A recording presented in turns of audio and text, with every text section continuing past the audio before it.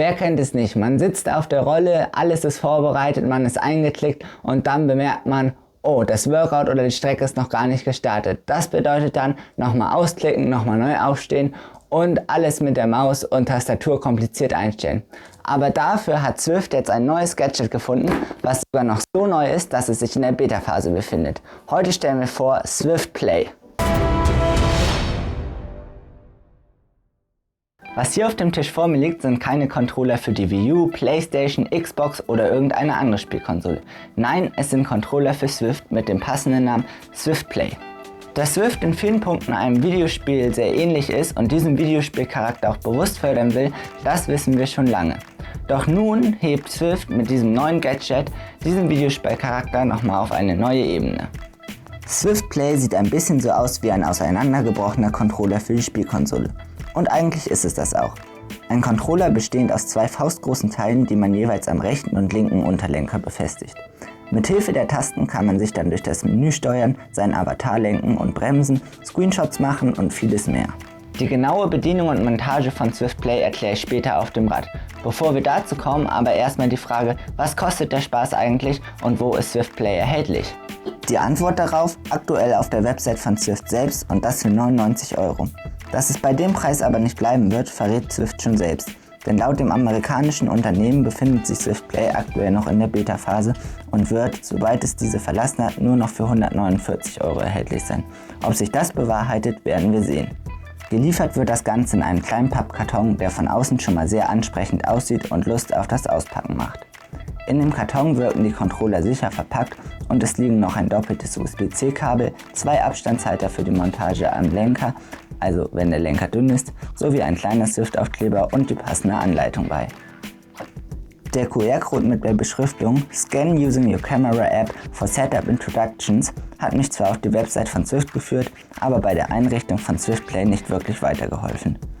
Anders war das bei dem QR-Code in der kleinen Anleitung, der einen zu einem kurzen Einrichtungsvideo führt, das auch tatsächlich sehr informativ und eine große Hilfe beim Montieren der Controller ist.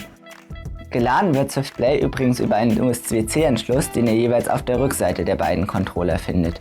Das mitgelieferte USB-C-Kabel ist ein Doppel-USB-C-Kabel, sodass ihr beide Controller sogar gleichzeitig laden könnt. Und laut der Website bzw. dem Video von Zwift soll das sogar während der Fahrt gehen. Nun aber zum richtigen Test von Zwift Play. Doch bevor wir mit dem Ausprobieren von Zwift Play starten können, müssen die Controller natürlich erstmal am Lenker installiert werden. Das Ganze funktioniert, wie ich finde, relativ leicht. Man setzt das Ganze einfach an und macht dann die Gummilasche, wie ihr hier im Video sehen könnt, einmal um den Unterlenker herum.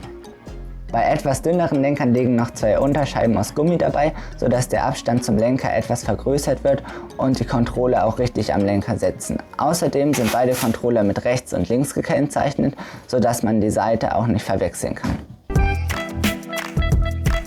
Zur Kompatibilität von Zwift Play lässt sich übrigens noch sagen, dass Zwift Play nicht mit allen Lenkern kompatibel ist. Rennradlenker werden aufgrund von der Form unterstützt, andere Lenker wie eben Mountainbike-Lenker oder auch Zeitfahrlenker werden nicht unterstützt, weil man das eben daran nicht installieren kann. Auf der Website von Zwift steht auch, dass Tacx Neo-Bikes und Wahoo Kicker-Bikes nicht unterstützt werden, genau wie Watt-Bikes. Zu den Watt-Bikes lässt sich aber sagen, dass in vielen Foren geschrieben ist, dass Nutzer Zwift Play ausprobiert haben und es ging an den Lenkern. Und auch ich habe eben nochmal im Keller probiert, an welche Lenker man Zwift Play so ranmachen kann. An Zeitverlenkern geht's, ich würde aber nicht empfehlen, Zwift Play nur für einen Zeitverlenker zu kaufen, weil dazu hält es nicht richtig gut genug und ja, lohnt sich einfach nicht. Bevor man die beiden Controller das erste Mal benutzt, empfiehlt es sich, durch Drücken der Knopftaste einmal die beiden Controller einzuschalten. Danach sollten sie leicht blau blinken und dann holt ihr das Handy raus und geht einmal unter dem Reiter Zwift Hardware. Und nach kurzem Laden sollte er dann Zwift Play gefunden haben, so wie es bei mir der Fall ist. Da geht ihr dann einmal rauf und dann könnt ihr eben immer gucken, den Akkuladestand und ob die Firmware aktualisiert werden muss. Meistens ist das der Fall. In dem Fall geht ihr dann einmal auf Firmware aktualisieren und dann auf Fortfahren und schon wird die Firmware geladen. Das wartet ihr einmal ab und dann können wir mit dem richtigen Zwiften starten. Nachdem das Firmware-Update beendet ist, starten sich beide Controller automatisch neu. Wenn ihr Swift Play dann zum ersten Mal benutzt, so wie ich es selber gerade tue, dann habt ihr als erstes wie immer euren Startbildschirm, wo ihr die verschiedenen Geräte habt. Und weil die Swift Play Controller natürlich noch nicht verbunden sind, sondern nur in eurer Swift Companion App die Hardware geprüft wurde, müsst ihr einmal mit Klicken der linken Maustaste hier auf Lenken drücken. Und hier werden jeweils der linke und der rechte über Bluetooth angezeigt. Dann wähle ich die einmal aus, wähle den zweiten aus, also scheinbar kann man die beide einzeln auswählen. Und er zeigt mir an, die sind über Bluetooth verbunden. Hier wird noch die Stärke der Verbindung angezeigt und eben L und R für links und rechts. Durch Bestätigen der OK-Taste werden sie dann verbunden und jetzt sollten sie sich in Zukunft auch immer von alleine verbinden, wenn ihr Swift startet. So, da ich jetzt selbst zum ersten Mal Swift Play benutze, bekomme ich genau wie ihr dann auch ein kleines Swift Play Tutorial. Da gehen wir einmal auf Beginnen. So, scheinbar darf ich jetzt einmal ausprobieren, wie die Navigation funktioniert. Dazu drücken wir links, drücken wir rechts, drücken wir oben, drücken wir unten. Und nun drücken wir einmal A, drücken wir B für zurück. Auswahl ist also A, zurück ist B. Drehe das Pedal des rechten Controllers nach außen, um rechts zu lenken. Die Pedal sind jeweils die orangen Knöpfe. Intensität steigern, rechte Seitentaste drücken. Die rechten Seitentasten sind hier die schwarzen Tasten. Intensität verringern, linke Seitentaste drücken. Das richtet sich, soweit ich weiß, an die Workouts. Workout-Block überspringen ist dann Y. Und nun kann es losgehen. Das, was mich eigentlich am meisten freut, ist wirklich, dass man eben nicht mehr aufstehen muss und zum PC rennen muss, wenn man Workouts und so weiter ausrennen muss. Und dann können wir, glaube ich, gleich, wir können sogar runterscrollen und uns alles durchlesen. Das ist sehr cool. So, Menü aufrufen. Willkommen beim Lenkcontroller. Fahrerkollision. Du kannst nicht in andere Fahrer hineinsteuern. Bewege deinen Lenker, um auf deiner Straßenseite zu steuern. Und jeder Swift hat einen Windschatten. Der beste Windschatten ist direkt hinter einem Fahrer. So, jetzt können wir nochmal ausprobieren, mit der Pfeiltaste das Menü auszudrücken und eine Nachricht zu schreiben. Mal gucken, ob das funktioniert. Funktioniert natürlich nicht, weil dazu bräuchte ich eine Tastatur. Aber die Zurücktaste funktioniert auch sehr gut. Und Abbiegen funktioniert auch. Also bis jetzt bin ich recht überzeugt davon, wie das funktioniert. Funktioniert wirklich flüssig. Ich kann tatsächlich abbiegen, indem ich lenke. Und das finde ich sehr, sehr spannend. So, wie eben schon angekündigt, probieren wir jetzt einmal das Workout aus. Dazu gehen wir hier einmal in die Workout auf Workout starten. Das klappt schon mal sehr gut. Und wenn ich mich jetzt eben während des Workouts dafür entscheide, die Beine sind heute doch nicht so gut, dann kann man eben durch Drücken dieser Tasten die Intensität erhöhen oder verringern. Und das funktioniert auch wirklich sehr gut. Wenn wir jetzt sagen, heute will ich lieber doch nur 2 von 3 Intervallenblöcken fahren, dann können wir das Ganze auch überspringen. Das funktioniert mit der Y-Taste. Der erste Eindruck ist erstmal, dass sie sich sehr gut bedienen lassen. Zuerst dachte ich, ja, die Absenkung finde ich nicht so gut, weil man eben so weit nach unten tippen muss. Das ist aber tatsächlich nicht der Fall. Ich habe Swift Play jetzt insgesamt über 3 bis 4 Wochen getestet und möchte einmal so meine Erfahrungen mit euch teilen. Also erstmal habe ich vor 3 Wochen, als ich es das erste Mal ausprobiert habe, gesagt, dass es andauernd vibriert. Vibrieren tut sie tatsächlich, wenn sie sich neu verbinden. Als ich Swift Play zu Beginn getestet hatte, hatte ich recht große Verbindungsprobleme. Zuerst dachte ich, das liegt einfach an den Controllern. Tatsächlich habe ich dann aber herausgefunden, dass das einfach an der Bluetooth-Stärke meines Geräts liegt, also meines PCs liegt. Und dadurch, dass der Bluetooth-Stick auf dem Mainboard installiert ist, ist die Reichweite einfach nicht groß genug. Ich habe mir dann einen Bluetooth-Stick gekauft, sodass das Bluetooth-Signal nicht mehr aus dem Computer selbst rausgegeben wird und so die Reichweite des Bluetooth-Signals erhöht wird, und seitdem funktioniert es 1A. Er hat nicht eine Disconnection während der Aktivität und ich kann jederzeit einfach Screenshots machen, mich durch das Menü navigieren und so weiter. Ein Negativpunkt von Swift Play ist auf jeden Fall, dass sie nur mit Swift selber kompatibel sind. Das bedeutet, sie sind nicht mit Ruby oder BeCool oder sonstiger Trainingssoftware, beispielsweise Wahoo, RGT und so weiter kompatibel. Außerdem hätte ich mir persönlich noch gewünscht, dass Swift eine Integration einbaut, dass man dauerhaft die Knöpfe im Spiel sieht. Also beispielsweise Y klein nochmal beim Power-Up einblenden und so weiter, wie es bei PlayStation auch die Regel ist. Also natürlich gewöhnt man sich über die Zeit daran, welche Taste für was notwendig ist. Aber als dauerhafte Hilfe, wenn man dann vielleicht auch gerade mal über Kreuz guckt, wäre das, glaube ich, schon nicht ganz schlecht.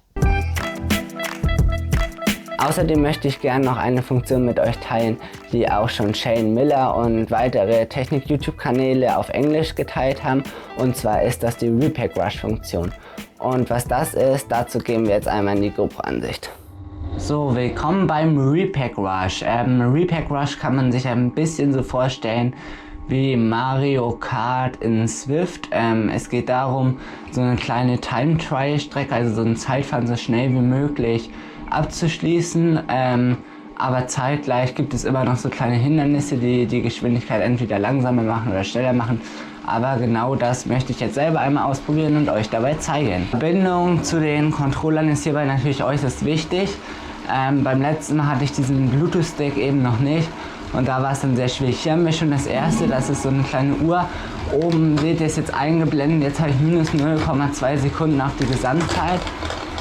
Und jetzt geht es eben darum, auf diesem winkligen Kurs durch Lenken möglichst viele von diesen grünen Uhren einzusammeln, damit man dann hinten raus eben möglichst viel Bonussekunden hat.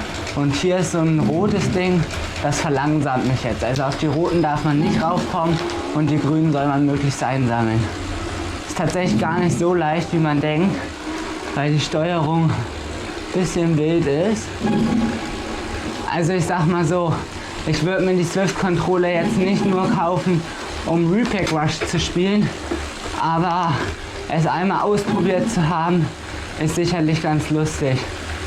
Und den letzten und da hätten wir das Ziel. Die Bestzeit hat nicht ganz gereicht. Gesamtartikel 62 Uhren habe ich eingesammelt, 449 Basiszeit und Bonuszeit.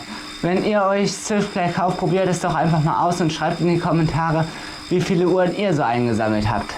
Es stellt sich natürlich noch die Frage, wie ihr Repack Rush öffnet. Dazu geht ihr einfach ins Hauptmenü und dann sollte auf der Startseite ein Reiter für mich auftauchen oder für dich auftauchen und darunter findet ihr dann gleich als erstes Repack Rush. Tatsächlich ist es aber so, dass man diese Funktion nicht gleich beim ersten Mal, wenn man die Swift Play Controller verbindet, findet, sondern man muss die App einmal schließen und dann wieder neu starten. Als vorletzten Punkt möchte ich noch einmal die Bedienung, die ich während der ersten Erfahrung mit Swift Play jetzt ausprobiert habe, über die letzten 3 Wochen mit euch teilen. Und zwar langes Drücken der linken Pfeiltaste ändert die Kartenansicht, langes gedrückt halten der unteren Pfeiltaste macht direkt eine Kehrtwende. Die Pfeiltaste oben öffnet alle Shortcuts wie beispielsweise Screenshots machen, Fahreransicht ändern und so weiter. Controller-Haptik, also Vibrationen, können auch in den Einstellungen verstellt werden. Alle Steuerungen sind in den Einstellungen ebenfalls nochmal aufgelistet. Das findet ihr unter den gleichen Einstellungen wie auch die Controller-Haptik.